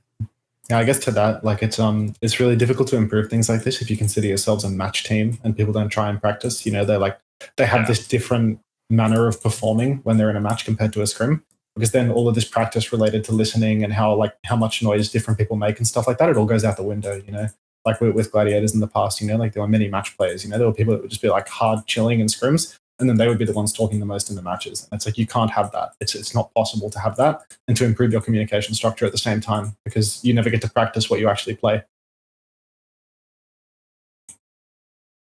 Then about the podcast from Big Arms Jacob, have you had many people turn down the pod? I know PGE did, but have many others? Toronto players. Yeah, so this was Yeah. Lenny and RuPaul both turned down. Yeah, RuPaul's always too busy tweeting about how he got rank 1 for the 17 millionth time in a row, so he doesn't want to come on the podcast. And Lenny, it's not really his speed, you know. He's more of a for-fun player than a podcast Probably player. in general, the younger the player, the less likely they are to want to sit down for 4 hours of a. Yeah. But I guess it probably is true, right? That Europe, the talent in Europe is considerably older than the talent in NA. If you think about it, like most European teams, there actually isn't that many like youngins, so maybe that's why it's easier for us to get EU guests at times. Yeah, maybe also the relationships that you have with the EU players factors into it a little bit. Yeah. Then have you ever thought about real sports when it comes to coaching? As in anything you've taken or used or learned from? Yeah, probably. I mean, I read a lot of or at least I used to read a lot of sport and coaching autobiography, and I obviously follow certain sports quite heavily. So I think just in terms of adapting my mindset, I use it a lot. I don't know if there is necessarily I will do it like this, specific things I've taken, but in general, I'd say yeah. Nothing for me. I'm a terrible coach though, so that checks out. I mean, mine probably sits a bit similarly to Chris, where again read a lot of these things from people from different, I guess, sporting backgrounds, like biographies and such. But I don't know if there's anything I've ever taken that has been like, oh yeah, this will directly apply to the team or anything like that. Then from Oren, biggest football club in Scotland, Rangers. Fuck. I got nothing. It's a big deal. It's a big deal in Scotland, Hunter. I assure you of that. Then Rock asks, "Are any of you coaster enthusiasts? And if so, have you been to Energy Landia, and is it good?" I'm not a coaster. Yeah, I thought you meant the thing that you put he's talking about roller coasters. I believe this is what I imagine people in the coaster community call roller coasters. But this is in Poland, dude. It must be like a famous amusement park in Poland. No, we did Six Flags in LA when I was on Fusion, and this whole trip was so traumatizing that I actually somehow developed a fear of flying from that experience, and I never want to go again. You're a fucking pussy, dude. God. So, because we were just going on all the scariest rides, and I didn't want to do any of them. I went on all of them, and I didn't. I think these things you're meant to come away from it a feeling of oh, I'm glad I did that, But I didn't get that at fucking all. I was that was just a fucking horrendous way to spend 6 hours of just scared out of my mind the whole time. So when you're on a flight and the feeling of it dropping, that always the roller coaster feeling, and then that really I don't like that too much. So yeah. You're a fucking coward, and you're not capable of enjoying simple pleasures in life. I agree. Yeah.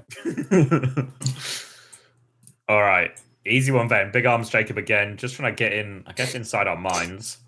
Are you a workout in the morning or workout in the afternoon person?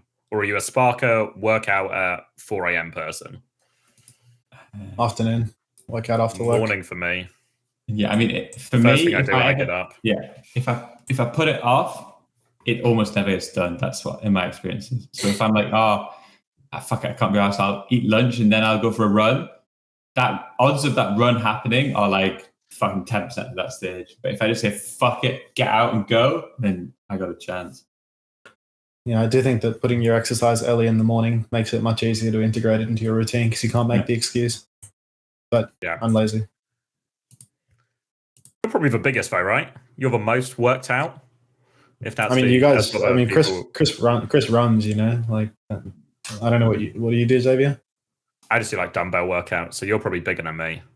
It's probably just because of what I eat or something. Gym. Yeah, I don't know. Maybe you and I are about the same size. We'll figure it out at Stockholm. Yeah, no, we'll do a little bicep comparison or something. Some kind of what do you call them? Those muscle shows. bodybuilding show. Yeah, bodybuilding shows. That's the Uncoachable bodybuilding special. Yeah, we'll have to get Hardy in there to mog us all. Get Sparker in there, fucking waddle up to us. All right, then this is possibly the worst aged question we've ever had on the Q&A from Orange Slayer. Why do you think Toronto have consistently failed expectations every year? The defiant in their name. Yeah. Turned it all around, didn't they? Yeah.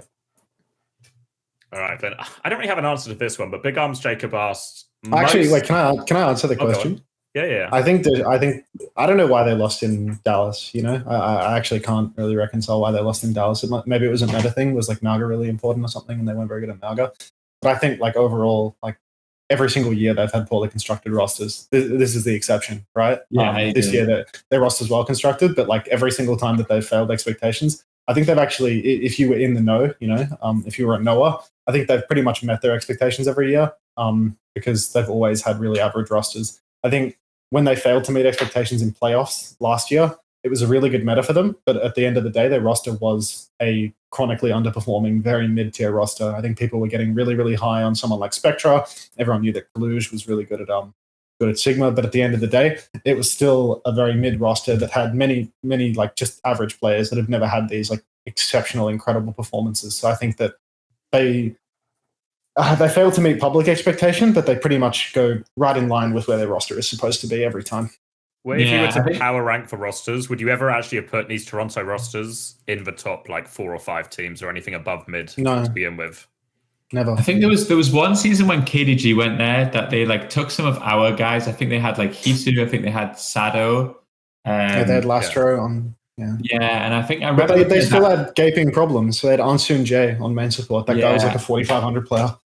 Okay, because for some reason, especially because I was like KDG pilled, I was like, this roster's gonna like do really well, and then they underperformed. But even now, looking back on it, like I was super fucking coping. Like that roster was like nowhere near like the big boys around them, you know. Oh, is this the roster that you're talking about? The 22 roster? No, you're talking about the 21. The 21 roster is the one we're thinking of. But this roster had all sorts of issues where it had. KDG was here. This was a KDG team for sure. Oh, okay. Then yeah, because I really liked like. Obviously, I thought Sado was insane. Like, I really don't want to let go of Sado. I mean, I think I'm sure there was more players on this than this because I think all of the guys that they kept for 2022 doesn't show on this list because I'm sure Hisu was here and stuff, right? Yeah. But yeah, I don't know. I remember like at first looking at this and having some faith, and then obviously with the rose tinted spectacles gone. This roster was actually this roster sucked because this roster was really bad because it had really bad main support. Lastro was only really good at Zen and like okay at BAP, so they needed to play Zen comps all the time. But when they were playing Zen comps, Sada had to play ball, and Sada was fucking atrocious at ball. They had all of these random Westerners on the roster that were like a really bad cultural fit because the whole roster was Korean plus one Western DPS player. They had Nice, who was like terminally fucking overrated. I think it was just another part of the course, part of expectations roster. I think the same thing also happened in our roster we looked at afterwards for 2022 one, where it was like they signed Chorong for like $1 billion, and then everyone's like, wow, they spent all this money, but the roster doesn't actually stack up outside Chorong, right? Like, where are all these players now, or what did they achieve since then, you know? So I think, again, it's like there's like obvious issues here. Yeah, it was like Finale was bad. There was someone else there, right? Oh, yeah, Finale and the tag line's pretty mid compared to like the standard as well in Overwatch League. I think Hopper was like a pretty okay Overwatch 2 tank, to be honest, because he had like a lot of that flexibility. He was good for releases of heroes like Junker Queen and stuff like that. But Muse was always a bit of a disappointment. Like he was a big problem on Gladiators in the previous year, and they went with Muse. So like, I don't know. They overspent on Chorong, basically. Like Chorong is a player that's absolutely worth it if he's surrounded by a bunch of other people that are as good as him. But you can't spend $500,000 of your budget on a main support player, and that's what they did. Well, live and learn, as you say. Yeah, live and learn. Now you can come second by being the only team that has any money in North America. All part of a plan, in it for the long game. It's in the documents. just price out the competition. I don't know if we talked about it in Client of the Week, actually. I think we completely forgot to talk about it in Client of the Week, so we can talk about it here in the Q&A section randomly. there was this like spat on Twitter after EWC between the owner of Toronto Ultra and Liar. This would have been good podcast material. We could have had even more time in Client of the Week. But yeah, I thought it was crazy because like what the Toronto Ultra CEO tweeted, I think was actually completely accurate. You know, like it was completely accurate that Toronto Ultra is in a really bad practice environment because all of the teams in North America other than Toronto Ultra are shit, you know? That's a fact. Like Toronto Ultra is so far ahead of the rest of the competition in North America. All they can ever really do is play versus like the top European teams. So Toronto Ultra is in a really, really bad position as a practice environment compared to those Korean teams that get to play in I suppose, a healthier or more competitive scene. But then Liar comes in and starts like attacking the Toronto Ultra guy from like basically an angle that's just totally different, being like, you know, why are you shit talking NA for only having bad players and stuff like that? Like, look at me getting my cybersecurity certificate or whatever. Like, I'm actually way better than all the players on your roster. It's like not as a player, but like as a human or something. It was just really weird. Yeah. It's like, you know, the Toronto Ultra guy is just saying that he's happy that his team has finally won and met expectations. And they are underdogs at the tournament, you know, like Toronto Ultra is an underdog team compared to the Korean ones that have like the better practice environment. For them to place higher than Falcons, like that's an accomplishment, right? But at the end of the day, it's just Liar's just sucking about it. But like Liar is like, he's a great definition of one of those like, you know, very average North American players, like whether he's trying to compete and getting paid for it or not, like he will be a part of the bad practice environment, you know? I mean, he was on the Valiant in the previous year, you know? Like he is like a charity case in like the Overwatch League scene as a broader like picture. But he was just crying over and over again about how like basically it's unfair that Toronto Ultra gets paid and nobody else doesn't or something. But it's like... But it's like, what are you arguing for? Are you arguing for Toronto to sacrifice their salaries then? Like, yeah, I don't really know. Because in reality, they're just two groups doing very different things, right? Like Liar wanting to play some pro Overwatch, also get his qualifications and transition into, I guess, a relatively normal life is a perfectly reasonable thing to do. And there's nothing wrong with that. But it probably will handicap him from being like all in type thing. But it's a reasonable decision if there's no financial way to all in, right?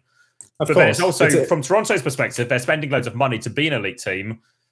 So it is also reasonable that they're a little bit like, well, this is a bit shit for us based on what our goals are and our investment is, you know? Yeah.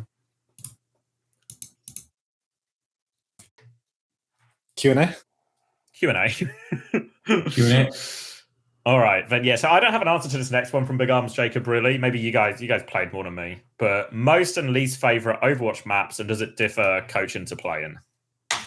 Coaching, don't care what map it is. Just anything. The ones we're good at. I like the team, like the ones that we're good at. As a player, I don't know, Lijiang, fun ass Lucio map.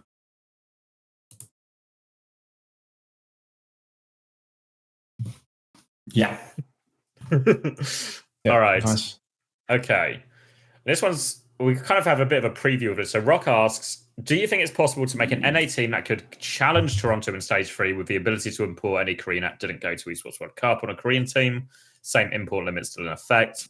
I think we've kind of actually got a pretty good demonstration where Nightmare and NRG have started investing money and probably built two of the better looking rosters we've seen in North America all year.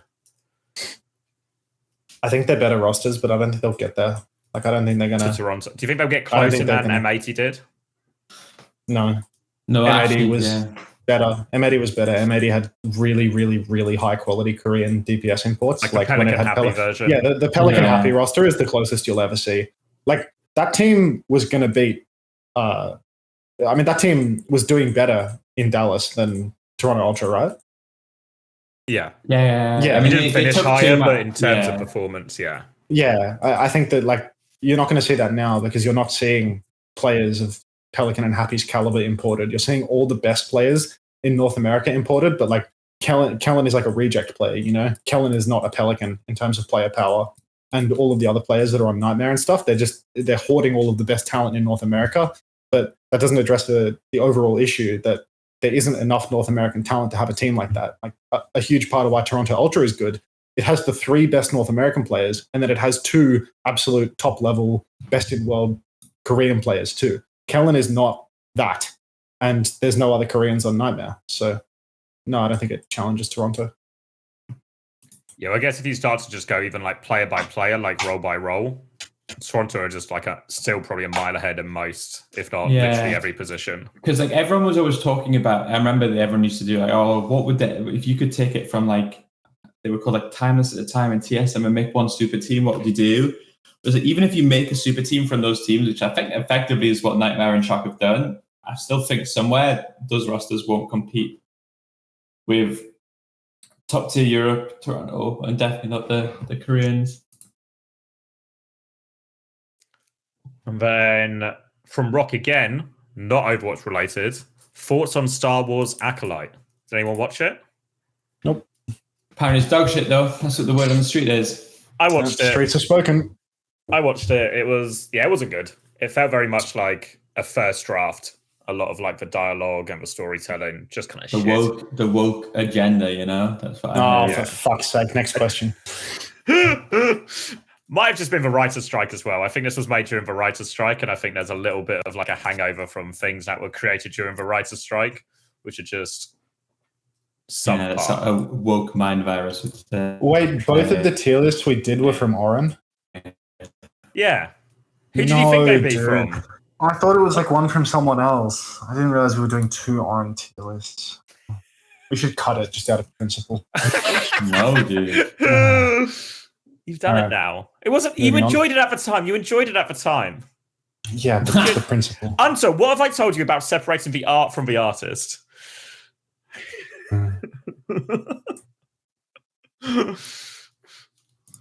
All right.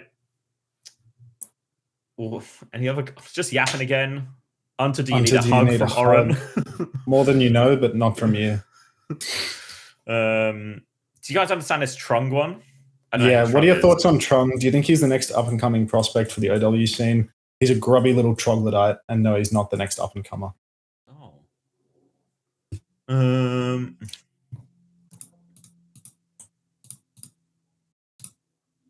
skipping the questions that are just about the Q&A itself. This one's from DDPIOP. What players do you think would transition best to coaching? I swear have we done this one before? I feel like we've done this at least twice. I think we always say Hattie, right? Like he's always what we just say. It's like tank players and main support players. Yeah. Yeah. It's the people that have to like think and talk a lot in their roles rather than be reliant on the raw aim. You'll find that the being incredibly talented with your hands doesn't translate to coaching at all. So you need to have those like other intangibles that you can't necessarily see from the replay with no sound to transition best. But yeah, leadership roles on teams usually translate best to coaching afterwards. Yeah, I mean that's the standard thing in like CS is probably a good example, right? In-game leaders to coach is a pretty standard pipeline. Then no Hunter. Skipping the birthday question? Oh, you want to do? What do you want for your birthday? Well, what do you want? Sorry, Max. What do you want for your birthday? To be happy. Fuck. Oh, yeah. I've got you something else. Might be a tough sell. Chris, what do you want? I don't know. I got everything. I feel like adulthood's a bit fucked because if you want something, you buy it. You know what I mean? That's the unfortunate thing about money. Like, oh, this looks cool. I'll buy it. Yeah, you see why I chose my gift. Yeah, something completely unobtainable.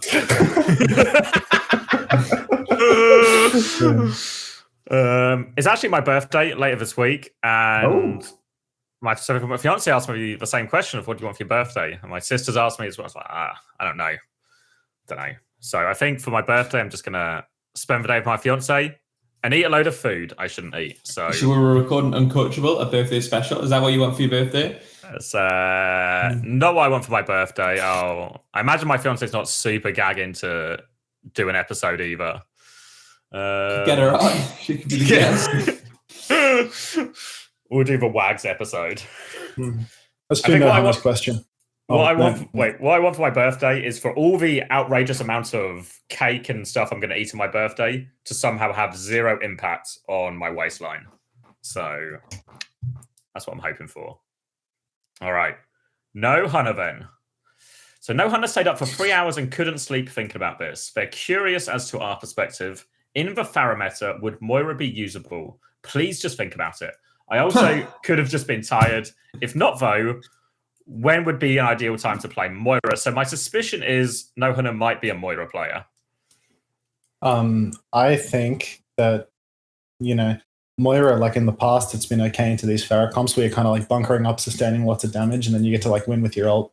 But I think with the direction of the game, with how they've patched it, like ever since the tank change, especially where they added like this heal cut passive to DPS, Moira's value has kind of like gone down for things like that because you'd get less of the value out of the raw healing, and you're rewarded more for being able to shoot back. Not just for a heal cut, but broadly, like BAP has just edged out in front of Moira because you can shoot back at the Pharah, and you're not charging your ult really, really quickly as Moira. So I don't think that it would have been any good because you can't shoot back at the Pharah, and that's really, really, really important.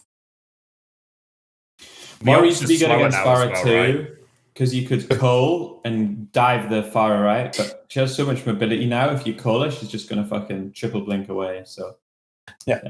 Moira's cooked. Sorry, pal. Wouldn't there be an ideal time then? What's for? Because I guess actually the best comp right now a patch that buffs Moira. People do play it a bit, right? The Ram, Mei, Reaper, Moira, Lucio on like Lijiang Control Center. A few teams in Korea do that. So like these type of maps, maybe Nepal Village would fall into the same thing. You can get away from that super just fast. We're walking into them a lot comp. I mean, that's for possible. That's for best. All right.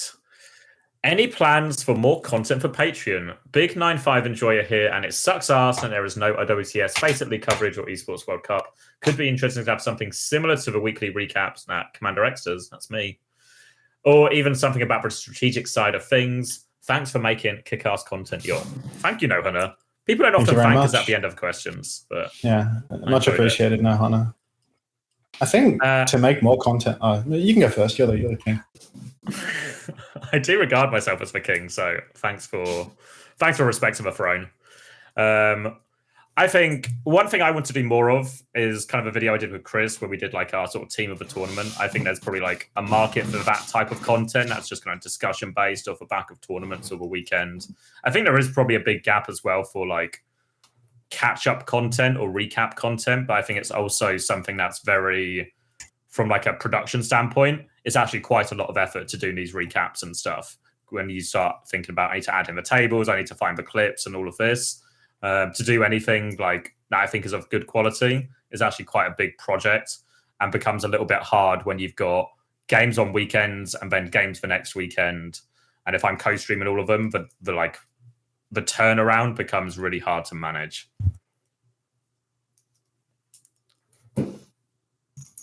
Yeah, I think for me, like it's not so much like a shortage of time, but like whether I want to spend the time doing it, I suppose. I mean, when it comes to content production and whatnot, it usually falls on the other two people in this voice channel, plus Alpha, so the other three people in this voice channel, to come up with the ideas and put it all together and stuff like that. I sort of just show up.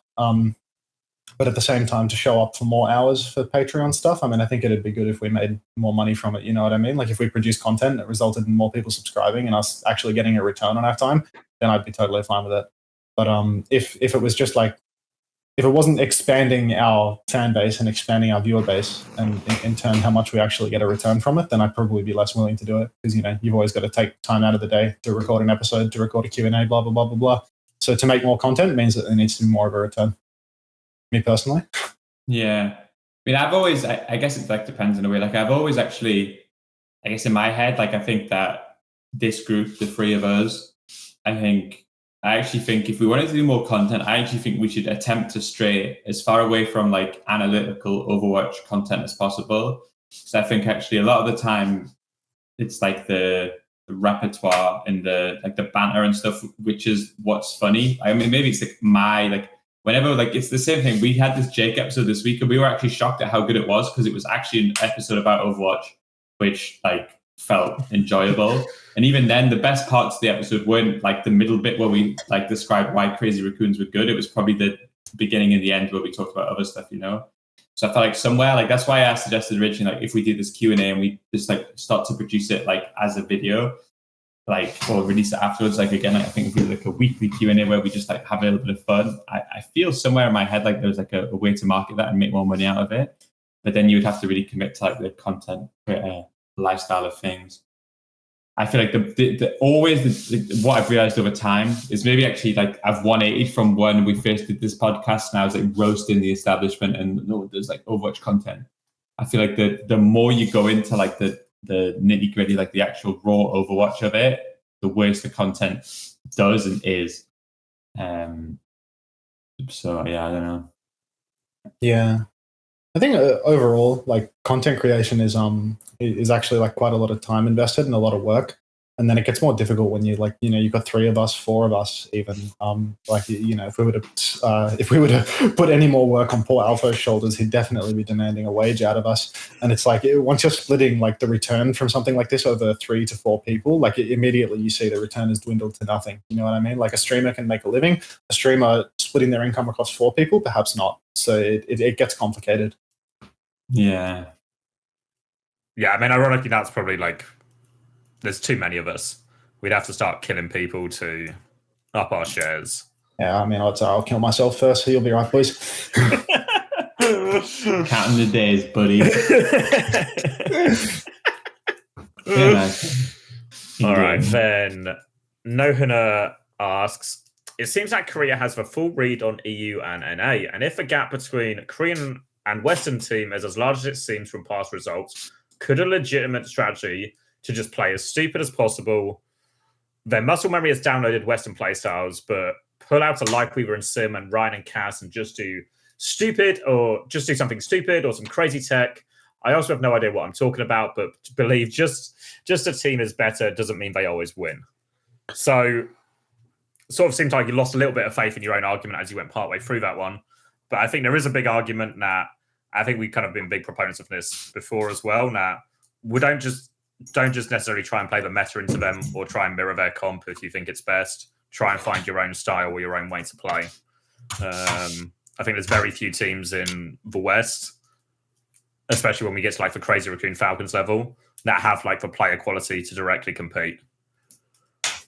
So yeah, I mean, I think what you need to do, you need to do kind of what you're saying, where you play like weird heroes, but you can't just fucking pick them and YOLO it. You need to like actually like play different heroes and then create like a super solid strategy of how to play it, and then pray to the meta gods that the heroes you pick actually have like some viability in the meta. Like right now, there's never been a worse time to be like an SSG type sim cheeser. But obviously, if you look at like the end of like the playoffs in Overwatch League, when Bastion was incredibly strong, when Sim was extremely viable, that was a time where if you did create a separate strategy, there was a real avenue for success here. Yeah, I think the boys have already answered your question. The way you describe it, it's like, maybe it's a little bit of an oversimplification of what it's like to play weird heroes and stuff like that. But at the end of the day, if you want to beat the overdog team, you probably have a better chance rather than matching them on their staple by doing something different. That something different has to be really high level, but if you make that something different your flavor and you improve upon it for a really long time, then you'll see the rewards. But with stuff like hero bans and meta reliance, it's always the safest bet is to be the Korean team. Then this one just for Chris. I think I already know the answer to this one. Do you follow libs of TikTok? No, I had to unfollow them given the nature of the situation. Look, that's such a fucking outrageous situation. Like, I fucking hate that. My social media manager tried to make me fucking apologize for following my TikTok account. Like, fucking hell, actually. I fucking hate that whole situation. People saying, oh, it's a shame Chris is a fucking terrible person. I always kind of liked him. Like, what the fuck did I do? Follow the fucking Twitter account. But I unfollowed it out of principle. It pops up every now and again. To be fair with the whole libs of TikTok situation, I didn't even realize, like, the thing is, like, people are like so online, they don't understand that you can follow a Twitter account and not know the lore behind it. When I followed this account, what they believe in. I don't know if you guys remember the rise of libs of TikTok. It was so fucking good at the start when it was just like these actually fucking like crazy people going into McDonald's and just fucking like screaming at people like over fucking random shit. And then I guess at some point they started to like dox people and all of this. But I just got to follow. I don't fucking keep up with this shit. So it didn't, I don't know. I'm glad we now exist in a post fucking Overwatch League society where you don't get fucking death threats for fucking following a Twitter account. Yeah. I mean, I think the silly thing is that, following someone doesn't mean that you're endorsing them as well, I hate follow lots of different things, you know, like I follow things that I don't like, you know, you can try to like broaden your perspectives and see things that you don't agree with as well. That's actually a thing that you can do in this world. Just because you're following something doesn't mean that it resonates with you in a way that means that you actually believe in what you see. And I think, you know, for someone to get like basically cancelled and told by their boss that they need to apologize for following something on social media, I think that's so fucking ridiculous. Regardless of the reality of the situation, you should always give people the benefit of the doubt. And following is not an endorsement, you know. Interacting with someone's tweet is not an endorsement. Like that's not how that works, you know.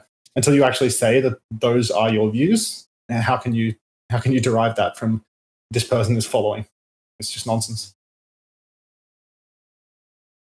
And then also from Oren, have you guys ever watched In Betweeners? Again, this one rings a bell. Like, I feel like we've answered them before, but yeah, watched it, enjoyed it. So fucking good, actually. Like, that was like I mean, even now, like, I don't know if you guys have like rewatched any of it. It actually fucking holds up well. 28. I've not rewatched it now. It's actually really so fucking funny. Like, because you think some of the humor and stuff would be like, oh, classic 16-year-old Chris loved that shit. But actually, fucking rewatch it now. I actually still fucking slaps. It's still funny when they say clunge. Like, it's still good to this day. Then DDP Op, I think we'll skip this one. He asked about our experience to Saudi, but we kind of answered that in the podcast, I think. So it'd be interesting. Watch the podcast with Jake. Yeah. Then Big Arms Jacob asked Chris, how did it feel to lift the trophy? Another poorly aged question, unfortunately, in the Q&A. It was ambitious, to be fair. Appreciate the support, though.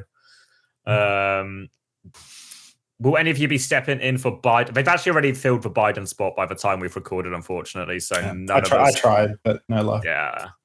Then Fix asks, did any of you raw dog your flights to Saudi, which I'm reliably informed is a current Zoomer trend? No, I do the opposite. I actually, I'm the least raw dog person. On flights, okay? I honestly, unironically download about 20 hours of TV. I get about 10 hours of YouTube Premium download. I do the same. I bring my Steam Deck with always a few games, including one new one. And I always double screen it. So I'll have either my iPad or my phone or the TV monitor with a movie and TV and then have my Steam Deck. So I'm the opposite of raw dog. And I actually come so prepared to flights so I don't have to raw dog a single second of it. Yeah. You got a method, Xavier? I get my laptop, I play Football Manager, and I have a podcast downloaded onto my Spotify on my laptop. So I do Football Manager with a podcast going, and then time flies. Yeah, for me, I brought a book, so I read some feminist literature for a bit, and then once the food came out, I got incredibly drunk, watched half of a crappy movie, and fell asleep. And then whenever they woke me up, I went back to my feminist literature till the flight landed. Yeah. Did you learn anything?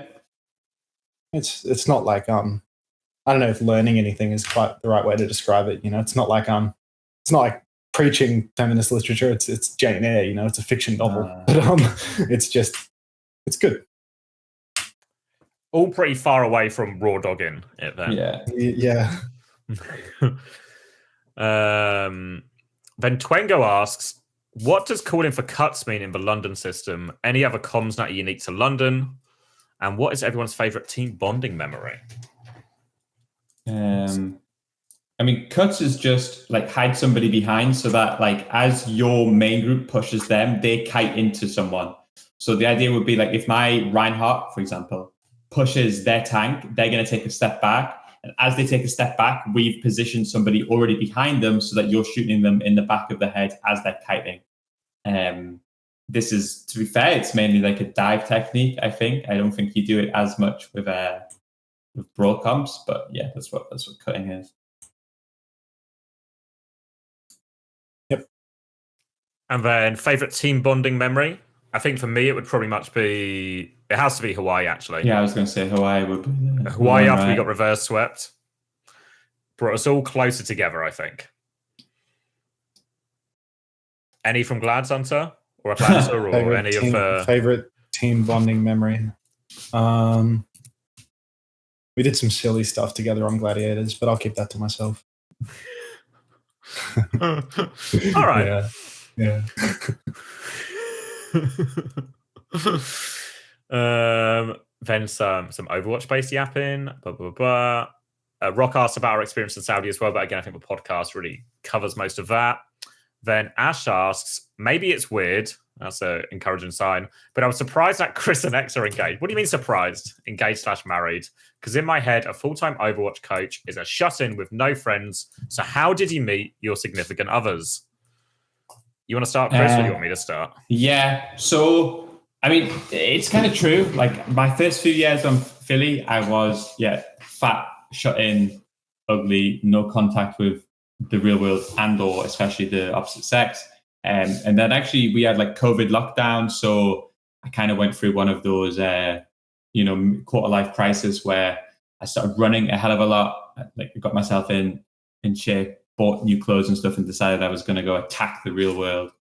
So then when I went to Korea, I had 2 weeks in a quarantine hotel. So I downloaded all of the apps and just basically fucking racked up as many matches as possible. And then on the first day I got out, actually, I went on a date with my now wife. Things went well and we started to do it more. I think, to be fair, that season in Korea, I was a terrible coach for most of the time because actually to sustain and develop, especially a new relationship, it does actually require a few hours in the day. So actually, I had to kind of tank a year of my profession while still getting paid. After Fusion, it kept me on during COVID and paid for my visa and business class flights to just treat them like shit.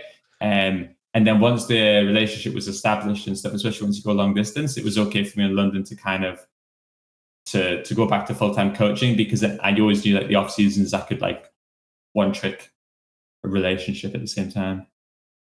One trick a relationship. Yeah.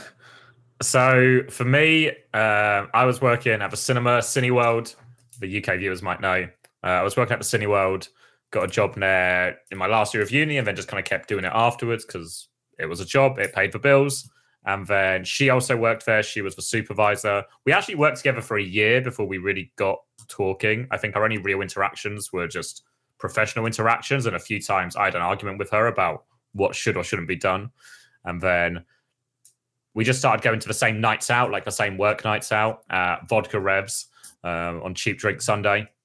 And then we just got talking and it just kind of blossomed from there. And then everything went pretty well. We even ended up moving in with each other 8 months in, I think. But then this was all also very much pre-Overwatch. So in a similar way to Chris, by the time I was actually a full-time Overwatch coach and working professionally and doing it, 6 days a week or whatever, we'd been together for like, oh my God, like 4, 5, 6 years by this point or something. So it was a lot easier to manage that because we kind of we knew how to live with each other. We knew how to handle, because I did the TF2 stuff, there'd always be weekends or evenings sometimes when I'd be busy. So she was already used to that aspect of it. But yeah. What a nice question. Time to move on to Kimmy's question, which is also a nice question, I think. For Hunter, are you genuinely okay? As each episode goes on, you look close to killing yourself. And as much as I'd like that, could you wait until after the Krusty episode? I can probably wait till after the Krusty episode, yeah. Beautiful. I'm not great, but it could be worse. Hasn't been the best of years, but she'll be right. All right. Then Big Arms Jacob says, Hunter, did you buy Chris for beer in Saudi night? You said you would buy him. I tried, but they cut my hands off. It was harder than you'd think. Rock asks, are we getting the final Gator episode after the Esports World Cup? I guess Gator's career is probably coming to an end. I don't know if I can see a world where he picks up again. That's not actually based on any information. This is the Gator way, Like, I think he's done. I think he's done now for real. Like now that M80's done and like officially gone, I think he's actually done. Yeah, it felt kind of final to me, Yeah. And then Oren asks, what was it like wearing a suit while coaching /casting? Fine. You can go first. Yeah, it was fine. I was I think Julian, who I was casting with, had a much worse time because he was remote actually in Germany, which meant he was wearing his suit and that gold shirt he had in like an unair conditioned like German house. So he was like 30 degrees and he was having to like take his jacket off between between being on camera, just trying to cool down. But I was in a fully air-conditioned room, so no problem for me at all. For coaching, I mean, it's good fun. You know, I had about 100 different players standing in the lobby, be like, "Why are you wearing a suit?" But you know, that was the whole point. You know, to get everyone knows that it just doesn't make any sense at all for me to be wearing a suit. My team's there to lose, and I'm taking the piss. But it was good. It was fun.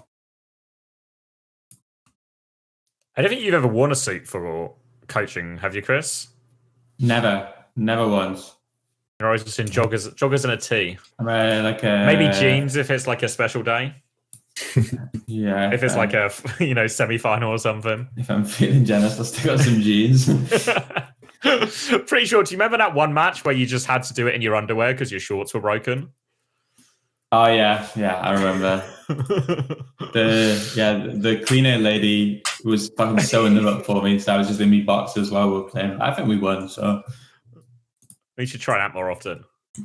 I guess a pop culture one here from Oren. Any thoughts on Robert Downey Jr. coming back to the MCU as Doctor Doom? Funny. I kind of don't like it. You know, I like some realism in my fantasy universe. Your MCU. Yeah, but I mean, it probably also makes it more likely I'll go watch it. So I suppose in a way I'm a hypocrite, but that's nothing new. I think it's fine. He's a good actor. He'll be good in it, I reckon. So it's fine. Yeah. I haven't watched any of those like Marvel movies in so many years, and I think the fact that it would probably make me more likely to watch it tells you that it actually is a good casting decision. Yeah. Even if it, I think 100% of the people sucking and crying on Twitter will watch it. So, and someone like me who doesn't watch those movies is probably significantly more likely to watch it by virtue of the fact that he's in it. So that should tell you all you need to know about their decision to cast him as the character. It's a good decision. Then Cupid asks for Chris, if a hero bans in its current iteration or very similar becomes the norm for Overwatch esports, are there any changes / additions you would make to the roster or changes to the way the team operates you would make? I think we would probably have to consider if I guess the only thing would be to consider if we want to add a support into the mix to maybe like make up some of the hero pool problems. For what it's worth, it's like a slightly hot take from me here, but this is kind of based on yesterday's scrims a little bit too. I'm not super convinced that the hero pools format was terrible for us. I actually think the meta we have right now is one of the worst SSG metas ever. And I actually think that was a bigger reason why this tournament felt difficult as opposed to the hero pools. But yeah, I mean, the problem for us is any player that we add, by default, there is this additional prize pool split, kind of like what Max was saying with the uncoachable stuff, you know, like the more cooks, the more you have to pay, the more money you get, unless you're... But yeah, I don't know. I feel like, I guess somewhere like having like a double flex option might be something that's probably important. You not just use Jamie? Yeah, possibly. Like put him on Alari or something? Yeah. I mean, we tried it a little bit. We did it on one map where we did like the Anna Curry stuff. But yeah. Then MegMac asks, is there any company you would reject if they wanted to sponsor Uncoachable? Nope. Probably not for me. I think there'd be no company in the sense that there'd be like no products. But as long as it wasn't something really dodgy. As in like for companies, not just like a glorified scam artist. Yeah, as long as they're actually going to pay us. Yeah, like if... Yeah. I would wear Logan Paul's NFT scam sponsorship on my shirt if it meant that I got paid. We'll cross that bridge when we come to it. Yeah, like I would do a thalidomide sponsorship for young mothers. Like that's where I'm at. How many young mothers do you think watch the podcast? I mean, how many young mothers would like to take thalidomide in 2024? Maybe even less. Then Rock asks for Chris, since you lost to both VP Fnatic and Zeta, which of the three are you choosing to make your big rivals and start your hate train against next? Fuck, it's true. I was getting asked this yesterday too. I don't fucking know. I got only love in my heart this moment in time. There isn't anything in particular. You starting a love train against anyone? I got no enemies at the moment. We'll see. I mean, something will come up. There'll always be something, but at the moment, it's okay. Then Goose asked about hero bands, but again, I think we answered that in like the actual podcast, probably in more detail. So we'll leave it to that. Big Arms Jacob links a tweet from Liz Richardson saying, when you are playing on stage and you look across, would you also feel worse if you saw a crowd full of white men?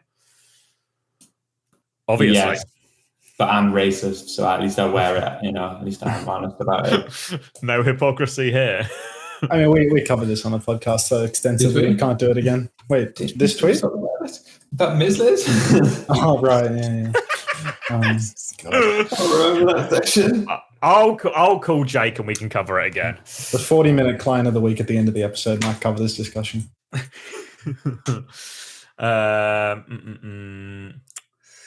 All right, then Cubit asked for Chris as well. Fuck, these guys love you, Chris.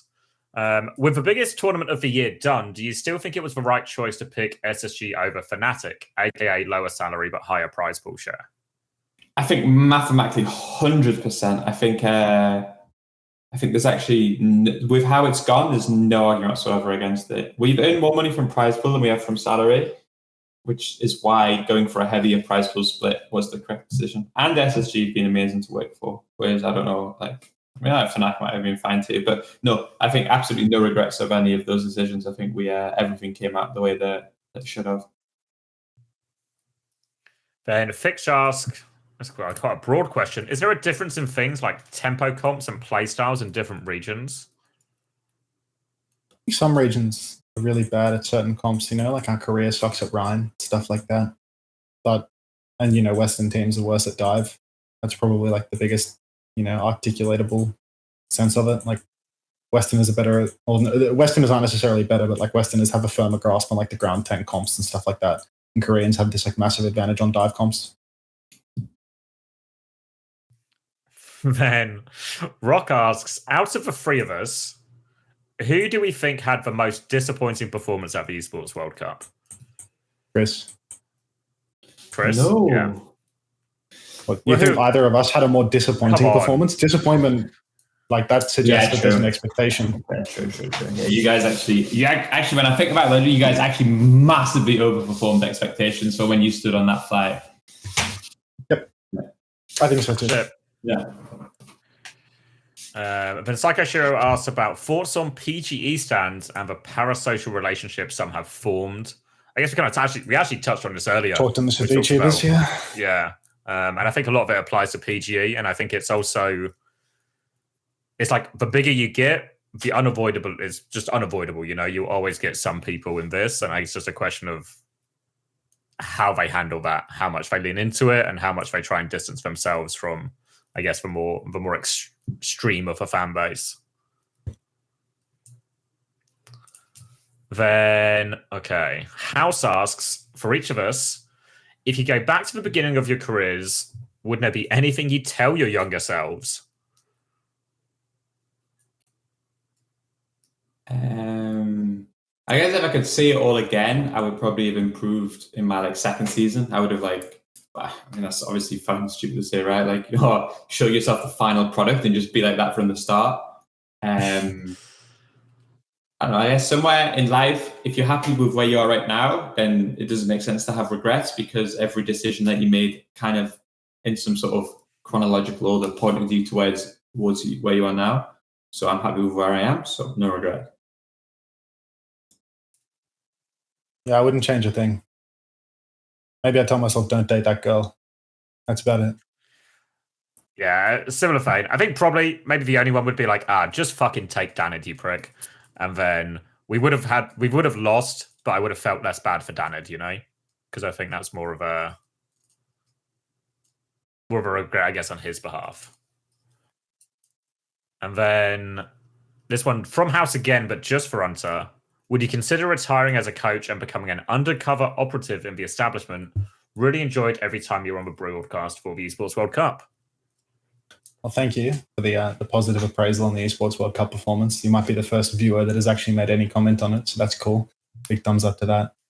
Yeah, I mean, that'd be sick, Broadcast jobs are easier than coaching jobs. I'm a keep it $8, dude. As long as you have the knowledge doing broadcasts, if you're comfortable standing in front of a camera, talking on camera, stuff like that, it's so much easier than working on the competitive side, because working on the competitive side requires a truly tremendous amount of constant effort and stress and management of different people.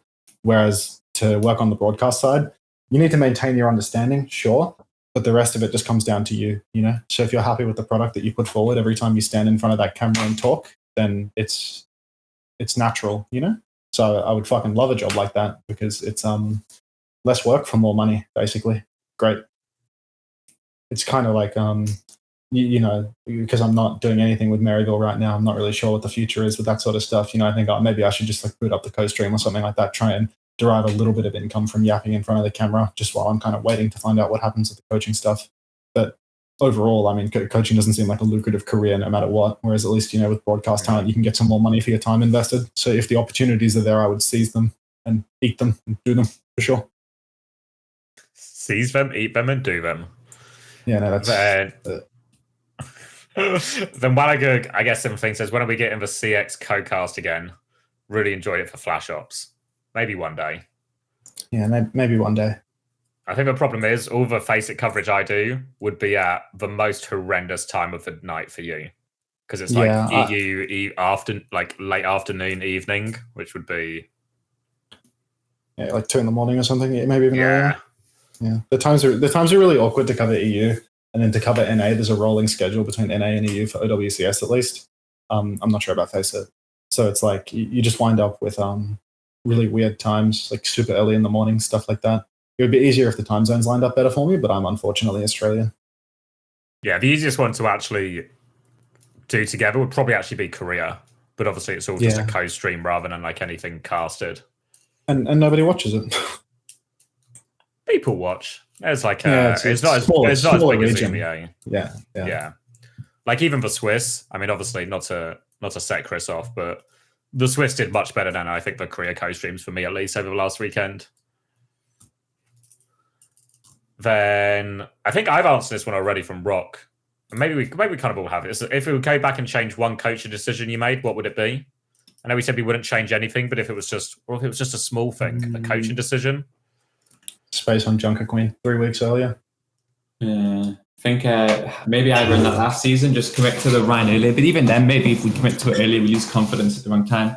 Maybe I should have, like Lethal, I should have picked, I think the team needed or could have used with like an upgraded version of Shax, but Lethal wasn't him. So maybe there was a better option out there that I didn't see. I think we should have kept Shax with a magical power of hindsight. Yeah, maybe, but I don't know. I think better choice than Lethal, that's for sure. I mean, yeah, but Shax also wasn't going to push us forward with his lack of love for the game and stuff. So I think I needed new blood, needed someone young, just needed someone who maybe actually you needed Psycho. Well, I was going to say, we should have got, with the whole power of hindsight, we should have got Psycho right there and then. He probably would have joined us over New York as well, I reckon. Yeah, I would imagine so. Then Fitch says, next England manager. I want Graham Potter. Yeah, I can get behind that in terms of like actual realistic options. Yeah. Then House asks, was there meant to be someone else casting with X at the Esports World Cup? Seemed like the guy he got was inexperienced, and I found it was strange he wasn't there in person. So yeah, so what I was actually hired as, I was hired as a remote caster for the event, but I'd already agreed to go to co-stream for SSG. So I was sort of a remote caster from just a different room at the Esports World Cup. And the original plan, they asked me, I mean, pretty last minute, I think it was Monday, considering the event started on Wednesday, they asked me, and I said, sure thing. They asked me who I want to cast with. I said, my main man below me on screen right now, Unter. And I think Unter got blocked by, because he was busy coaching the makers. They feel like it would be a clash. That obviously then sort of transitioned into Unter getting the desk opportunity. Obviously, maybe a bit of a bet against the makers getting out of groups in that sense, but the prediction came true. So Julian ended up filling in. Julian is, I think he's casted Overwatch before, but quite a while ago, and in his native language, German, not in English. So, so Julian actually works for the ESL Face It group. I think he's their partnerships manager, is his official job title. So Wally's done bits of broadcast work before, and this was very much like a filling in the last minute type thing. So as such, I do understand why people maybe didn't enjoy some of Julian's stuff. It's because as much as he knows Overwatches and he knows like the players and some of their history, he's not like a coach, or he doesn't have like the same level of game understanding or stuff like that. So I think there was definitely like some problems there, but I think considering the situation Julian was put in terms of last minute, hasn't been actively following the game in the same way maybe any of us would. I think he actually did a really good job, all those things considered, even though it probably wouldn't have been, it wasn't what he was expecting to do on Wednesday at work. But if I could have done it with Hunter, that would have been the dream. Yeah, but, that would have been sick, but you know, I would never have gotten a broadcast opportunity again if I'd had a cast then and there. You know, I would have blown it. As you have to cover your third Rock Esports game in a row. Yeah, no, I wouldn't be able to resist the urge to say, "Oh, for fuck's sake!" So come on, you can go on the desk. All you have to do is not aggressively flame Rock for free series. That's too much. Too much adversity to hold back. Yeah, no. Everyone has their limits. Then David asks, thoughts on Lubda as a player? He's basically perma-bunched on TM, but do you think he could be a starter or more useful on another team that could benefit from him? I think he's actually, like, he's pretty much mainly just a Pharah player, but I think he had, for the little we have seen, he's pretty good. The problem is, he plays the same role as Yubi. So Yubi's never coming out of that starting lineup. I always felt somewhere that there was like a opportunity for like TM to become like a 2-trick team that like has like the sim Yubi comps, but then also is like really good at like the flyer comps. I guess somewhere I actually don't know how good Libda is at those heroes. Like when it comes to a pro level, like I don't know if like he would Pharah gap everyone. But I always felt like there was like, I always felt Pharah before she was buffed was a hero where some team could do what we did to Sim and May and do that to Pharah. Like really delve into it, play like a really annoying team, like min-max that. I think now that Pharah is just objectively meta, then there's, you can't really do that as much. But yeah, I always felt like there was an opportunity somewhere for that. And maybe it should have been TM. I think Libda's like a sad case of like exceptional talent that's kind of wasted on the bench. Like I think it's a bit of a, I don't think it's true that Libda's a flyer one trick at all. You know, like when I went to Twisted in November or October, whatever fucking month it was, I think it was November, and I was watching Libda play like day to day. I thought, holy shit, this guy's got like insane talent. You know, like not just at flyers. And like Libda played Baptiste for Team Saudi with like no practice or preparation because some dude got banned. What was it? One that got banned? Whoever it might have been got banned. Their BAP player got banned, and Libda stepped up on BAP, and they won the fucking World Cup with this guy off rolling on BAP. Like Libda's a really smart player and like a really talented player, but he gets like no opportunity whatsoever to shine because he's stuck on the Twisted bench. I think he's actually like very, very surprisingly flexible and has really, really high level of talent, and he's smart, but he just never gets the opportunity to show that. I think if he was on another team, you would see way more from him. All right. And then that was the last question from July. Nice. Done it. All right. Another month down the drain. That's not the down the drain is, done. Don't say down finished. the drain. Up the drain. In the bag. Up the drain. Up the drain. All right. So yeah, we'll see everyone next week, next month. Obviously, there's already some questions in for August. Go get more questions in. I'm sure we'll get another bloody tier list. Actually, pretty good questions this month, I thought. A good range, good cultural ones, a lot of Overwatch ones. So good job, everyone.